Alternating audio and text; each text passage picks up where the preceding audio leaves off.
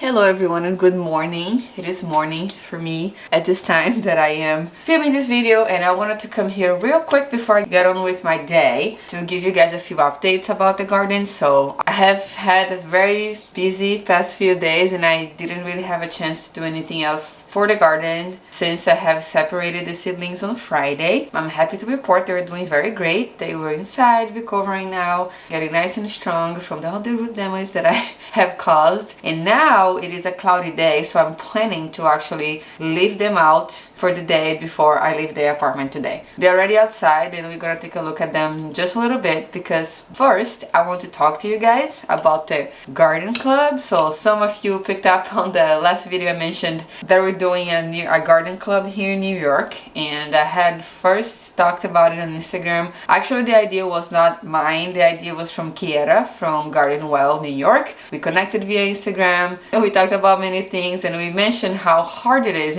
sometimes to find someone that's like-minded, like gardening and understand what we like and would be willing to talk about all these things that we like to talk about, because many of us that garden here in our personal life with our friends, they don't want to hear about the garden. Harry and I both say that we missed being able to talk to someone that is actually excited about the same things that we are. So she was thinking of creating a garden club, and then I jumped right in. I thought it would be amazing, so I wanted to also talk about it on Instagram. We met a couple times and kind of worked out some details before I kind of went there in my stories and talked about it, because we thought that if people were interested, we sort of wanted to be ready. She's amazing. She just created a page on her website and she runs a business with helping people start gardens. So then we were able to create a link that people can sign up and be super easy to kind of get everybody in contact with. So we decided to call it New York City Kitchen Garden Club, because apparently there is another garden club in New York City already, and they're from the Upper East Side. It's a super exclusive thing with people have to pay a ridiculous amount membership fee to join. I think it's $200 kind of thing. So we didn't want to get in trouble with them by also calling ourselves New York City Garden Club, so we decided to go with the name New York City Kitchen Garden Club, which is fine. It will obviously be growing flowers too. So, we thought that most of us grow veggies, and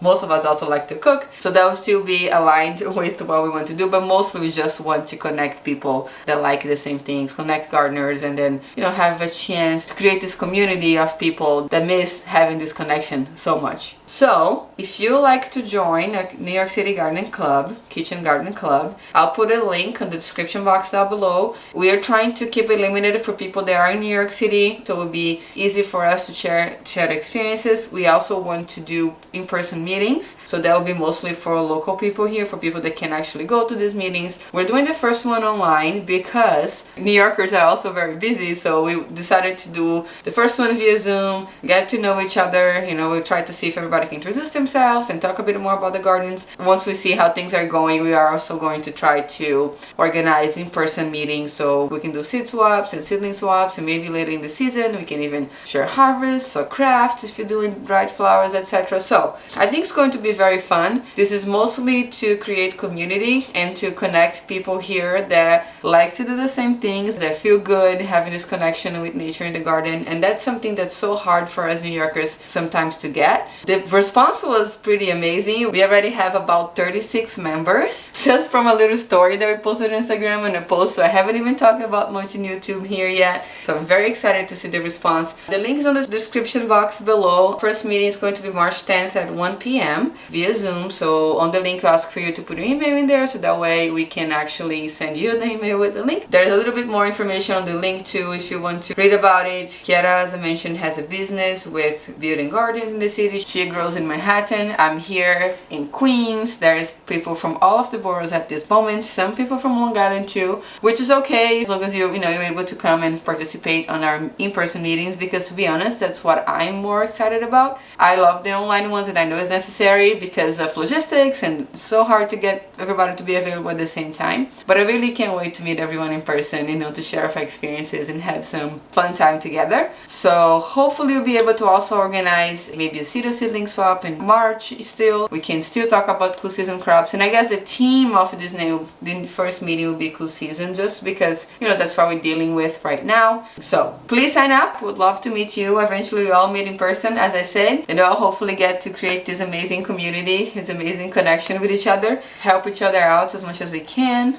and I'll try to keep you posted with some more information too as soon as things come up. So now let's talk about other plants in the garden, since we're talking about cool season seedlings. If you've been following me here for a while, you know that I have started my cool season seeds earlier this year than last year, and I just had 2 snowstorms in the past couple weeks, so that was not part of my plan. I was thinking that maybe we would have a mild winter again, and I honestly wanted to have my seedlings planted out by this time already, but the weather kind of delayed my plans a bit, which is fine. This is actually part of gardening, right? That's why we have to deal with this unexpected weather. It was okay. You know, the simple thing to do is just to pot them, to give them a little bit more space to grow. We're gonna go outside now and take a look on all of them, but my plan is to probably plant them, let me actually get my phone because I was looking at the forecast, plant them in a week or so. So we are going to have a bit of warmer weather around Monday. So we'll have a few nights after Monday that will be above freezing, so obviously this can change, but these guys are tough. If they acclimated well, they could take some freezing temperatures. I am just playing on the cautious side, but the ranunculus is a lot tougher than I thought, and I am going to probably plant the ranunculus tomorrow if I don't have a lot of snow in the plot. I haven't been in the plot for over a week. I've been super busy this past few days. I haven't really had a chance to go there, so we're gonna go out there and check the plot together. I have a feeling there's some snow in there, so depending on the snow situation, that's when I'm going to plant my ranunculus out. There's one day on the forecast that says it's 21, which is kind of cold for ranunculus, but I have been seeing people gardening and farming in places colder than me, much colder, and they say that they put the ranunculus out when the temperatures dip to the low 20s and they're still fine. So I might take a little risk there. Also because I found out something outside that again I'm gonna show you in a minute. I don't want to spoil it. That's the plan for the next couple weeks. I hope to have at least my cool flowers planted. I started my coasters and vegetables a little bit later, so they're okay hanging a little bit more inside, even though I do have a frost cover for the green stalk. If I wanted to plant my leaf planters with my leaf greens, that would be fine too. So I'll just see how I feel about transplanting them. They are already acclimating, because also I feel that the more time they spend acclimating outside, the tougher they will get, and they will handle this transition better. I had started acclimating them even before I potted them. I wanted to sometimes put them out there to get exposed to the sun, to the wind, to the cold, and get their leaves a little bit tougher. They have been all fine. So depending on how the plot's looking, then we'll decide when things are going to come up. I want to be ready to go once I feel that's time to put them outside, and hopefully that will happen really, really soon. Alright, so I'm just going to put my jacket here and we're going to go outside. I do not know if there's construction outside today, so if there is some noise, I apologize in advance, but I do want to show you guys this. And I usually do all this garden stuff in the morning before I have to leave my apartment for the day. So just wanted to show you a bit of my routine. I did put them out as soon as I woke up. It was below 30 when I woke up, and I wanted to put them out there anyway and see how they would do. And they're doing fine. They didn't get droopy or didn't look cold per se. So they've been there doing okay, and that's why I wanted to sort of do that to test how, you know, much they can actually take. It's also cloudy today, which is good. I maybe wouldn't have done that if it's too sunny, because sometimes it's too much stress for them to be in the sun and the cold, or not, I don't know, it could be overthinking. When there are overcast days like today, I feel very comfortable about leaving my apartment, spending the whole day out working and coming back later to put them inside, because if the sun is not there, I don't feel overconscious about them possibly getting their leaves burned. So overcast days are great for acclimating, so they will be out there for the whole day until I come back. There is a little noise, but it's okay. And here are the seedlings. I took out my frost covers just in case too, just want to leave them out. I have to fold them and stuff, but they are ready to be used soon as I decide to transplant them. But look at this. These guys are doing great. Here's the snapdragon, and see how well they did, how nice they look after they were potted. Nice and upright. They all look beautiful in green, so the snapdragons are looking very nice. So this one, unfortunately, I broke the top, so it got accidentally pinched, but you can see that there's 2 side shoots already coming up, which is great. So everything's looking good. This broccoli is just growing so well. I think it grew a little bit more. I think maybe it's the variety, because it's F1 hybrid from Joni's, and maybe it's bred to, you know, be such a high performer, because it's just like blowing my mind how nice this guy is doing right now. The cauliflower is still on this lower side. It still has a little bit of yellowing, which I think is from the variety also, but we'll see. And what else did I transplant? Kale. I put the kale in a different container. Yeah. here. The kale is doing amazing, very beautiful. And I have a kale down here on this green stalk that has been out the whole winter, and it has finally started growing again. So there's lots of new growth. Is a good sign, even with all of this crazy weather. So that you can see how cold hardy actually these guys are if they are properly acclimated. This is the second kale here, a little bit smaller, but it's growing also. The construction noise is a little loud, so let me just do one more thing before I head to the plot real quick. I want to show you guys this, like check this out. Like 1 second, let me rotate this guy. Look at this. You know what this is? Those are ranunculus seedlings, believe it or not. So here's what happened. Remember when I was soaking my ranunculus corms? I have a video about it.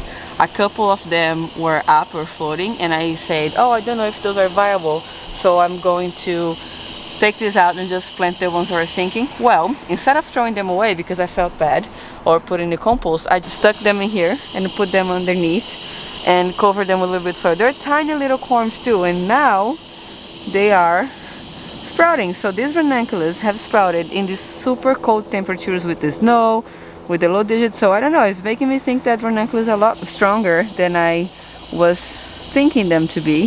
So because of this site, I do think I should plant my other ranunculus at the plot. Unfortunately, the only thing that's holding me back right now is the snow in there, but as soon as it's melted, we're gonna put them out. And here's how they're doing. This is the ranunculus. I've been out here because I don't have space up there, and you can see there's snow is still back here also.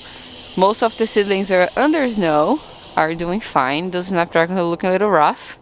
Not sure if they're gonna survive or not, but I have more to planted if in case this don't make it. This guy don't look very happy, but those guys there might be okay. This one might be okay. The sweet peas back there are doing fine. Feverfew is coming back, coming strong. I have a little calendula in here. This is Perennial scabiosa that has never died. I have some of these snapdragons that are doing good too. They have been super resilient, unbelievable that they have just handled all of this. It might even flower for us. I'll be very happy if that happened. And I have more feverfew in here, more snapdragons in there, and my little mess in here. So now let's just go to the plot real quick. I'm gonna take a quick walk there, and then I'll show you guys how everything is looking. Okay, we just got here. Should have said we both gonna look how things are looking because I haven't been here in a while, and I can see that things are looking a little rough. So we do have some snow, and you see that apparently our little thing kind of broke and is looking not very nice right now. Let's just go take a walk around and see how things are going. I have to really spend some time in here cleaning things up when I can. See how this trash just flies around all the time because of the wind. So let's look at this side first. Looks like in here the snow has melted. But on this side, where I plan to plant the cool season flowers, it definitely hasn't melted completely yet. But check this out too. You see this? It's looking a little rough, but this is actually a ranunculus from a corm that I forgot. I didn't dig it up last year, and it's just coming back. This is one a ranunculus too. It's looking a little burned, but also has some new growth here. So I find that there's a ranunculus too here, also kind of burned. But I think it's gonna be okay. So these guys have been through a lot, you know, more than my seedlings inside. They're nice and healthy, have been through, and I think they'll still be okay, just because I will also be able to cover them and they won't get burned by the snow on their leaves anymore. But here I have a lot of volunteers. What is that? Oh, it's the salmon clarkia. I had that growing here last year, and it's definitely self-seeded because I didn't harvest all the flowers.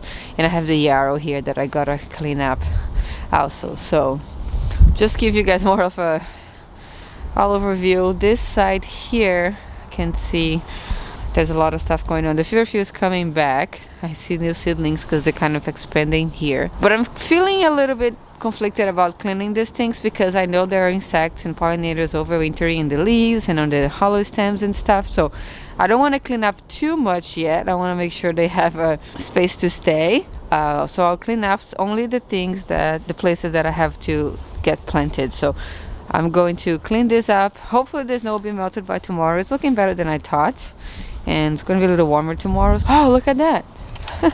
I had a stalk here from last year, and she is flowering. Amazing. Look at that. This is probably a the ones with the side shoots, because you see all the side shoots in here. How resilient are you? That's crazy. So it's probably been covered in snow, but it's still flowering. Incredible. If she actually completes this cycle, I might save seeds from her, because she's very cold resilient. I'll leave her in there and let it do its thing. That's very nice. So I will probably leave all of this as is. Not much. There's a Dara in here too, one of the purple looking nice one, chocolate Dara. Those guys there were dahlias, and the snow has all melted in here. Oh my god, look how this stuff is looking. I'm gonna remove this whole thing. It was not a great idea last year. We put it there for the squirrels, but it was a pain to get in and harvest and weed and all of that. So this is all gonna come off. We're gonna put the pipes back in there. What my neighbor had them, it belongs to him, and we're just gonna save this netting and I'll use for something else. But this is definitely gonna have to come out for this gardening season. Oh, other than that, we getting distracted again, sorry. Look at this, the eucalyptus is still alive. That's exciting. We have some eucalyptus for this year. And here on the wildflower kind of garden thing, I don't see anything coming back. But I don't even know if I talked about this on my garden plan. I got too excited. But this part here, I grew lots of perennials, a few perennials that I'm hoping that will come back this year. And this part where it used to be our compost is not going to be anymore. It's going to be where we're planning to do the Three Sister garden. I'm going to top it off with soil and try to plant it over here. But that's it. I'm going to have to spend some time kind of cleaning here and thinking about how things are gonna go. I did add a few things in the garden plan too, like this mom in here. She is coming back. I can see already. I was actually thinking to dig her up and plant it where the grapevine things are over there, but now that she's coming back, I'm not sure if I can dig it up. If you guys know, please let me know in the comment section down below. I'd love to get some help. I can do some research after this too. But that's basically it. My hands are getting really cold holding the camera. This is the situation of the plot, kind of all over the place, but I guess it's good to have some of this debris in here for just supporting the pollinators. And I also want to kind of chop them up a bit and just put it over the soil to maybe act as some mulch. But before I end this video, I just want to go check those daffodils that I see. They're poking up in there. So this is for me the biggest sign of spring. When I see all of these daffodils up like this, I know that hope is near. Look how big they are actually. Last year they flowered by my birthday, by mid-March. So this year maybe they'll flower even sooner. So that will be it for today. Thank you so much for watching and for being here. If you have any questions about anything, please let me know in the comment section down below. I also would love to know how things are looking for your garden. And don't forget to sign up for the Kitchen Garden Club if you're local, so we can all get connected and have a lot more fun this year.